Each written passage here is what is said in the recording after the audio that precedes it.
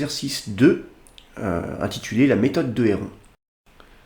La méthode de Héron est une méthode d'extraction de racines carrées, c'est-à-dire qu'elle permet, grâce à une suite, de donner une valeur approchée d'une racine carrée. Donc ici, la racine carrée de 2. Héron d'Alexandrie est un mathématicien et ingénieur qui a vécu au 1er siècle après Jésus-Christ et dont on ne sait pas grand-chose. On sait qu'il a écrit de nombreux ouvrages, dont Geometrica, ouvrage dans lequel il fait référence à sa fameuse méthode. Il semblerait que cette méthode était déjà connue des Babyloniens avant lui. Ce qui rend la méthode de Héron très intéressante, c'est qu'elle va converger très rapidement vers racine de 2. Et donc on est capable de donner des valeurs approchées de racines carrées avec une précision très intéressante et très peu de calculs. L'exercice en lui-même est difficile, on a quelques récurrences et on a l'utilisation du fameux théorème de convergence monotone. Allez, c'est parti. Donc, première question. On a une suite définie par récurrence et une fonction définie sur R plus étoile. Alors, on doit montrer que UN est positive. Donc, on va utiliser une récurrence. Bien sûr, U0 est égal à 2, donc U0 est positive. L'initialisation est évidente.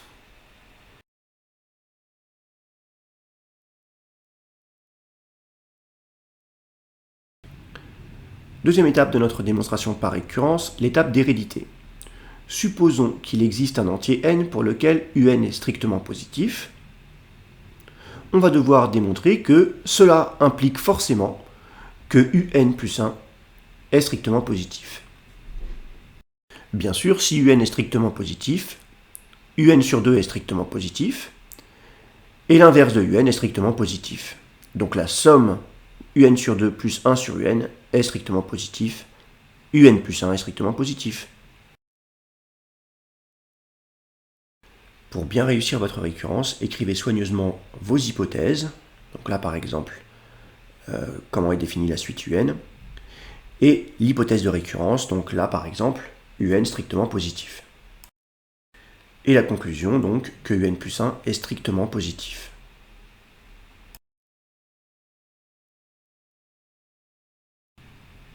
La propriété Pn est initialisée en n égale 0 et elle est héréditaire. Donc, pour tout n, Pn est vrai, un est strictement positif.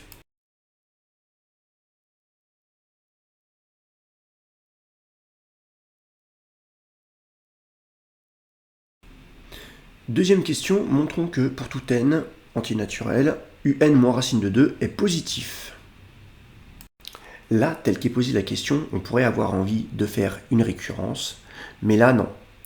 Là, on va utiliser donc la définition de la suite un et on va montrer que un plus 1, moins racine de 2, est positive. Donc ça nous montrera que pour tout n supérieur ou égal à 1, eh bien un est positive. Et on n'aura plus qu'à vérifier que u0 moins racine de 2 positif ou nul, et ça c'est évident. Quand on aura fait ça, on aura montré que la propriété est vraie pour tout n. Un plus 1 moins racine de 2, eh bien c'est un sur 2 plus 1 sur un moins racine de 2. Et là, l'astuce, ça va être de factoriser par 1 sur 2 un. Ça nous donne 1 sur 2 un, facteur de un carré plus 2 moins 2 un racine de 2.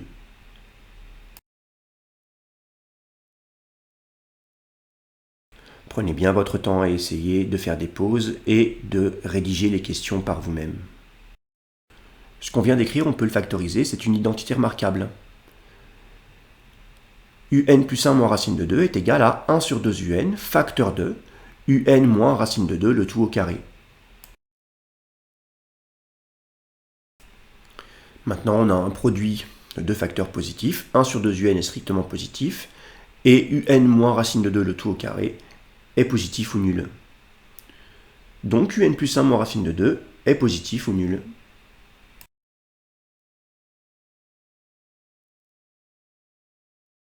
Un plus 1 moins racine de 2 est positif ou nul. Cela implique que pour tout n supérieur ou égal à 1, eh bien un supérieur ou égal à racine de 2. U0, c'est 2, c'est supérieur à racine de 2, donc c'est vrai aussi pour 0. Et donc finalement, pour tout entier naturel, un est supérieur ou égal à racine de 2.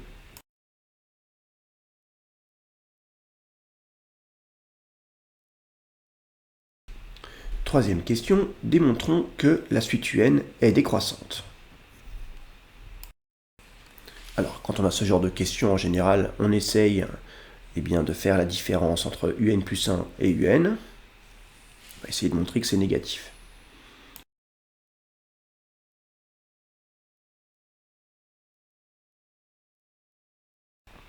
On essaye de mettre sous même dénominateur.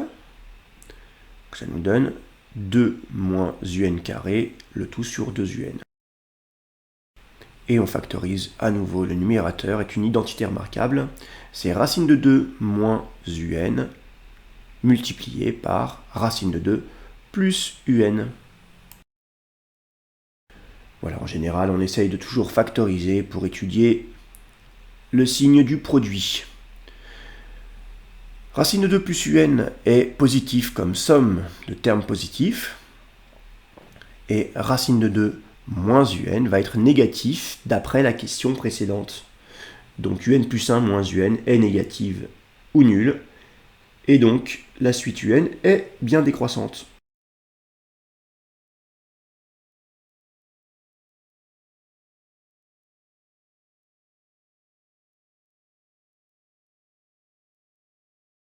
Quatrième question, déduire que la suite un converge.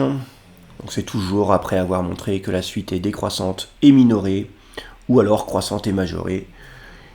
Un est décroissante, on vient de le démontrer, et elle est minorée par racine de 2 ou par 0, on peut dire les deux. Donc elle converge, c'est le théorème de croissance monotone.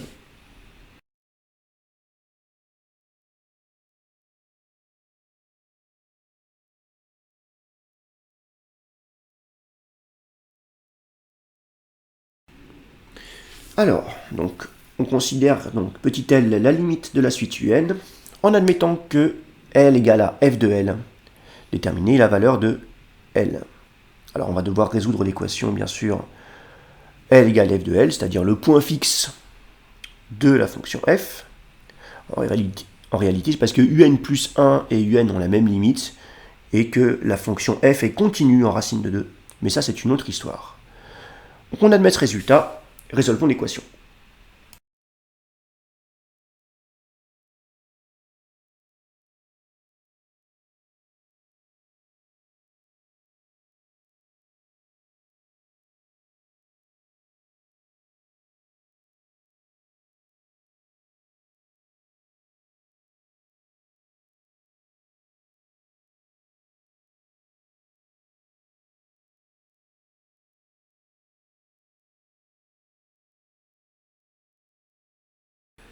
L'équation L carré égale 2 admet deux solutions plus ou moins racine de 2. Donc il va falloir retirer la solution négative, bien sûr, puisque un est strictement positive. Alors on va quand même le rédiger. Pourquoi est-ce que L ne peut pas être égal à moins racine de 2? Supposons que ça soit le cas. Donc ça signifie que la limite de un en plus l'infini, c'est moins racine de 2. Ça signifie quoi? Ça signifie que pour tout epsilon positif, il existe un rang au-delà duquel la différence entre un et moins racine de 2 va être inférieure strictement à cet epsilon. Donc je peux prendre epsilon égal à 1. Il existe n0, tel que pour tout n supérieur à n0, la différence de la valeur absolue de un moins racine de 2 est strictement inférieure à 1.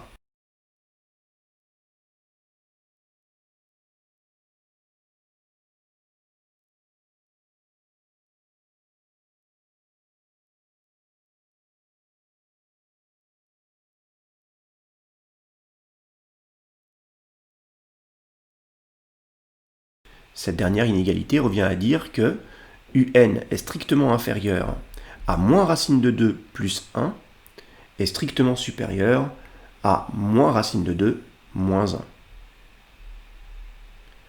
1 moins racine de 2 étant négatif, c'est impossible.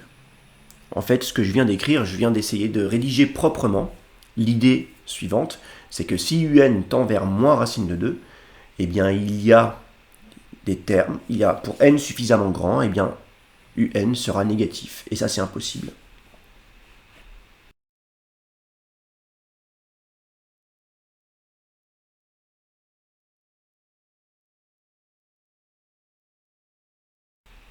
Donc si la limite, c'est pas moins racine de 2, c'est que c'est donc racine de 2. Donc un tend vers racine de 2. On le savait. Une petite remarque intéressante, c'est que si vous reprenez l'exercice, à la place de mettre racine de 2, à la place de mettre 2, pardon, on met A, donc strictement positif, eh bien vous allez avoir une suite un qui tend vers racine de A. C'est le principe de la méthode de Héron.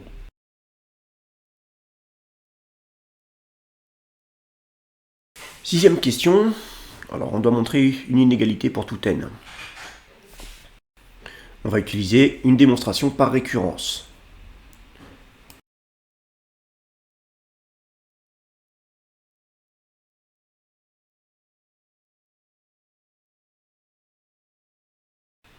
« 2 à la puissance 0, ça fait 1. Donc u0 moins racine de 2, c'est égal à u0 moins racine de 2, donc c'est inférieur ou égal à u0 moins racine de 2. L'initialisation est évidente.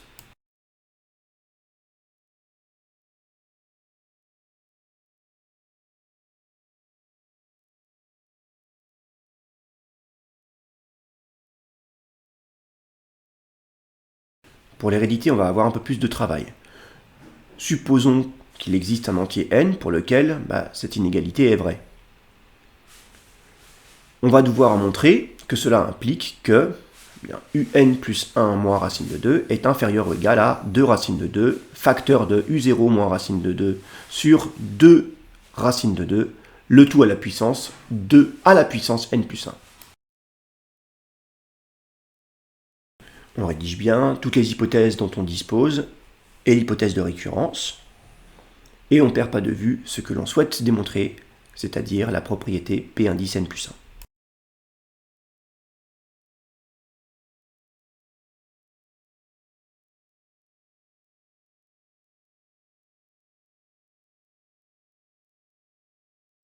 Par définition, un plus 1 moins racine de 2, c'est un sur 2 plus 1 sur un moins racine de 2.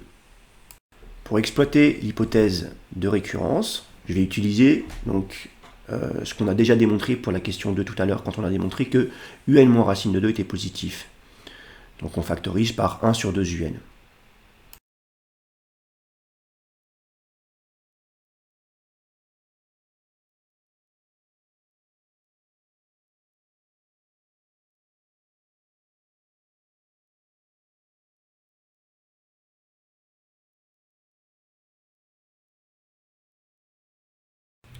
Un moins racine de 2 étant inférieur ou égal à l'expression à droite, la fonction carrée étant croissante sur R+, je peux passer au carré de chaque côté de mon inégalité sans changer le sens de l'inégalité.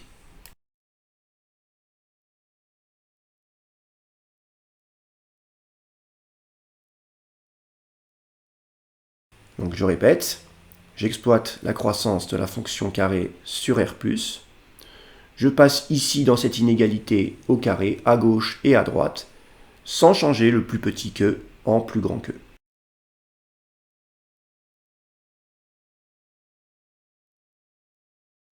À droite, quand je passe au carré, j'obtiens 4 fois 2 facteur de u0 moins racine de 2 sur 2 racine de 2 à la puissance 2 à la puissance n plus 1.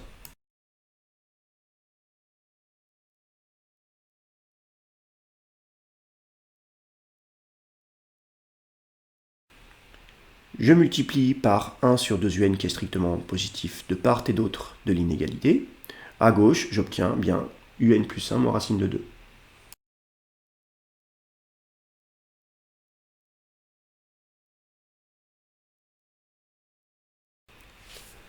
À droite, par contre, j'ai encore un 4 sur un qui me gêne. Cette question est vraiment pas facile, cette récurrence-là en tout cas. Donc on va exploiter le fait que un est supérieur ou égal à racine de 2. Donc 1 sur un va être inférieur ou égal à 1 sur racine de 2. Donc je peux majorer l'expression de droite par 4 sur racine de 2. À gauche, on obtient bien un plus 1 moins racine de 2. Et à droite, eh bien l'expression qu'on voulait. La propriété Pn est héréditaire.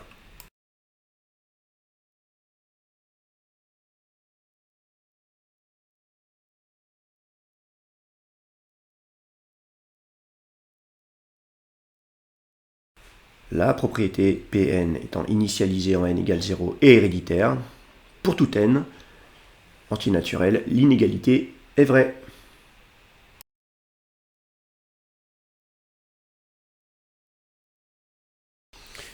On finit par une petite question d'algorithmie. Proposer un algorithme en langage Python qui restitue un entier n tel que, pour tout entier petit n supérieur ou égal à grand n, donc la valeur absolue de un moins racine de 2 est strictement inférieure à 10 puissance moins p, p étant choisi par l'utilisateur. Alors d'ailleurs, on peut retirer les valeurs absolues puisque un moins racine de 2 est positif quel que soit l'entier petit n.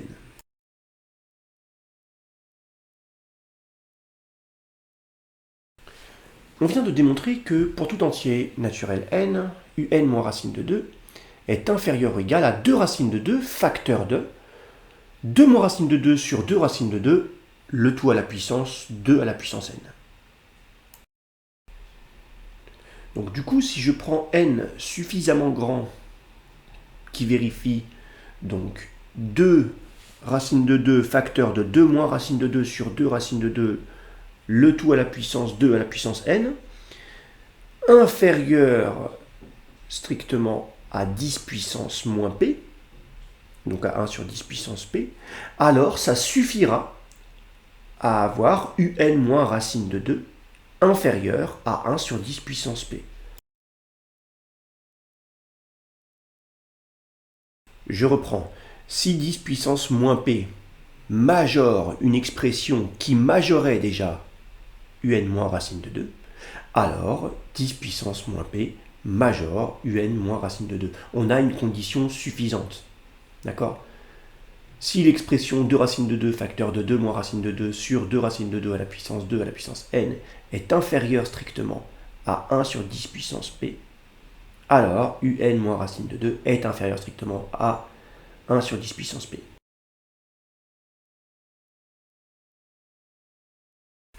Alors l'utilisateur doit rentrer un entier naturel p. Donc on va utiliser la commande int input qui propose à l'utilisateur de rentrer un entier p.